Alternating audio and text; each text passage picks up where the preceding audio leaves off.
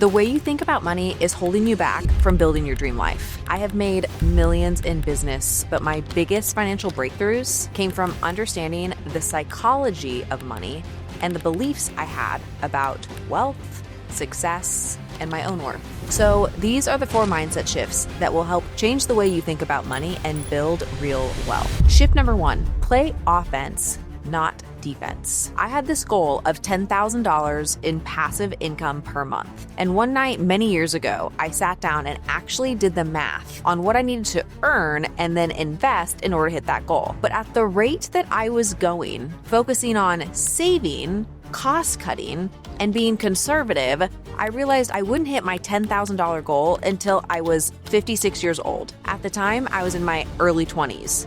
And I remember staying up the entire night with knots in my stomach because it hit me. I was playing defense when I needed to be playing offense. Defense is, how do I save my way to wealth?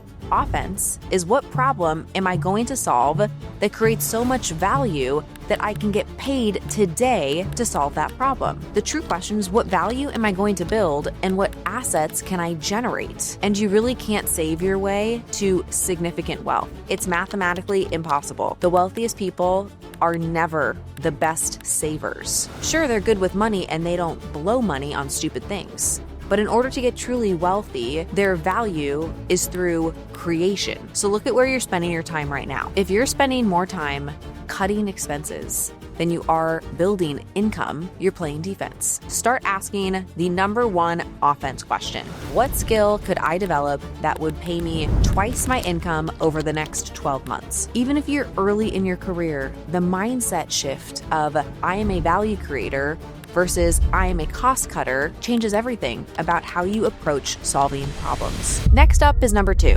Don't let your emotions control your money. When I was 16, I was so embarrassed about the car that I drove that I would actually lie to my friends. I'd tell them that my parents' car was my car because I wanted them to think I was wealthy, even though obviously I wasn't wealthy at 16. My parents were wealthy and I had phenomenal parents because they never let me get confused that their money was not my money. There's clear separation. I was broke. They worked hard and had good jobs. Their value creation work was not also my reward. It was their reward. But at the time, I had this crippling need for people to think that I had money. It was embarrassing to me that I didn't have more money. And I thought that people would feel bad for me if they knew that I didn't have money, even though realistically, no one cared. But the worst part is what it drew my attention to as I started to make money as an early adult. You see, later, when I actually started making my own money, instead of using it correctly, I would overspend in order to signal success before I actually did what was required to truly afford the lifestyle. I was buying things that I didn't even necessarily want, but it was because I associated them with some status symbol. It was almost compulsive.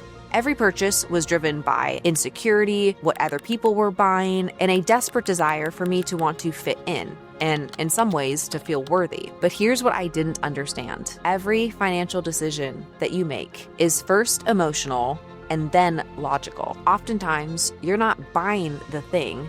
You're buying relief from an emotion, fear of missing out, shame about where you are in your career, anxiety about the future, the need to feel secure or impressive or successful. This is why someone making $150,000 a year can be broke, while someone making $60,000 a year can start to build wealth. It's not about the numbers, it's about the emotional driver behind the money that they're spending. When you're driven by fear, you actually end up hoarding things. And you can misidentify who you truly are with stuff. Sure, your stuff can be a reflection of you, but your stuff isn't you. You have inherent value. You have a point of view. You are able to create things. Stuff can never do that. And so when you're driven by insecurity, you overspend. When you're driven by shame, you avoid looking at your finances altogether. And none of these emotional patterns have anything to do with how much money you actually make. Until you understand what emotions are controlling your money, you can't change the pattern. So start tracking not just what you spend, but why you spend it. Before any purchase, pause and ask yourself this question. What emotion am I trying to fix with this purchase? Am I buying this because I feel inadequate? Because I'm stressed? Because I want someone to think I'm successful? Notice the purchases that make you feel good for an hour but then anxious the next day. Those are emotional, not logical. When you can name the emotion, you can choose a different response instead of automatically reaching for your wallet. The third shift is to break the resentment mindset. Earlier in my career, I would see women making money and being successful, and I wasn't happy for them. I really wasn't. I was insecure and I was jealous. If someone announced a big win or hit a milestone, I wouldn't want to celebrate with them or to even acknowledge their success, which came from this place of scarcity, as if there was only so much success to go around and they were taking my share. I didn't want to be that way, and I don't think it made me a bad person, but it was a massive block because I wasn't cheering for their success. I wasn't coming from a place of abundance. And it wasn't until my mid-20s that I learned to reframe this. If they can have theirs, then so can I. There is no shortage of money on this planet, and I just had to go get mine. I could actually use their wins as fuel to remind me that it's possible for me to be successful. And then suddenly, successful people became inspiring instead of threatening. Resentment towards wealth is one of the most self-sabotaging patterns you can have. Because if you subconsciously believe that money makes people bad or greedy or shallow, you will never let yourself become wealthy. Your brain will find ways to keep you where you're feeling morally comfortable, and this shows up as judging people for flaunting their success, rolling your eyes at people who are ambitious, or thinking that money changes people in a negative way. But when you genuinely celebrate other people's wins, you're telling yourself and the world that wealth is safe, it's good, and it's also available to you. Pay attention to your internal reaction when someone you know gets a raise, buys something nice, or shares a huge win. Are you genuinely happy? Or is there a little voice saying, must be nice, or they're so lucky? When you do this, then practice celebrating others, not in a fake way, but by genuinely finding a way to be happy for them, because their success actually has nothing to do with yours. So if you find yourself judging someone else's wealth, ask, what belief about money is making me uncomfortable right now? What am I doing that makes me uncomfortable right now? Because if you thought you could just go out and get yours, you wouldn't be worried about what they're doing. And lastly, reframe wealthy people from threats to teachers. What can I learn from how they think? If you want to get clear on your financial targets, you should find me on Instagram and DM me goals so I can send you the exact form that I use to break down my personal, professional, and financial goals. And I've helped thousands of other people do the exact same. The last mindset shift is that money mirrors your self-worth. When I first started making real money, I had this epiphany. I was still spending like I had something to prove. It was almost compulsive. I couldn't stop myself from buying things that I didn't even like or need. I was buying things just because I could, not because I actually wanted them or that they had any value to my life. One day I opened up my makeup drawer and I realized that I had 40 different lipsticks. I was buying these things because my worth was connected to them. I hadn't repositioned for myself that my worth was through the work and the impact that I was making, so I no longer needed to identify with these things that I once didn't have. And so my identity had changed.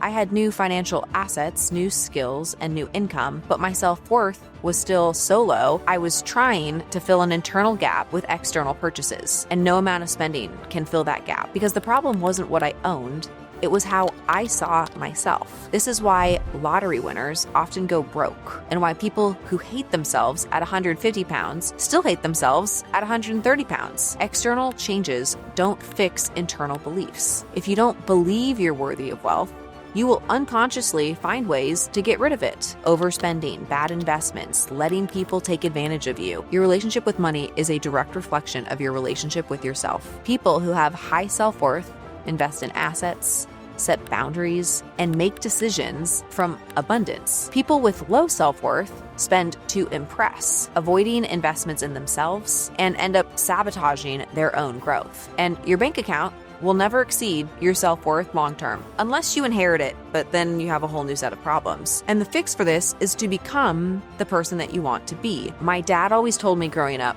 that becoming is superior to being. And I thought that this was my dad's genius quote, but come to find out that this is actually a quote directly from Abe Lincoln. But the point of it is really important. Who you're becoming and what you're doing will always be where you can find the most amount of comfort and excitement, and where you should be investing instead of focused on where you are today and what you need to look like today and who you need to be today. No, who are you becoming? What does the future look like? And this is tied directly to investing, because today you have to start investing in your actual skills, your health, your education, and the experiences that will grow you as a person, working on building self-worth through competence and integrity, not through what you own. Your goal is to get to a place where you feel valuable because of who you are, not because of what you have. If you want to keep building a mindset that actually supports your goals, hit subscribe. I break down the psychology of success every week, and if you're still feeling stuck, check out my latest video.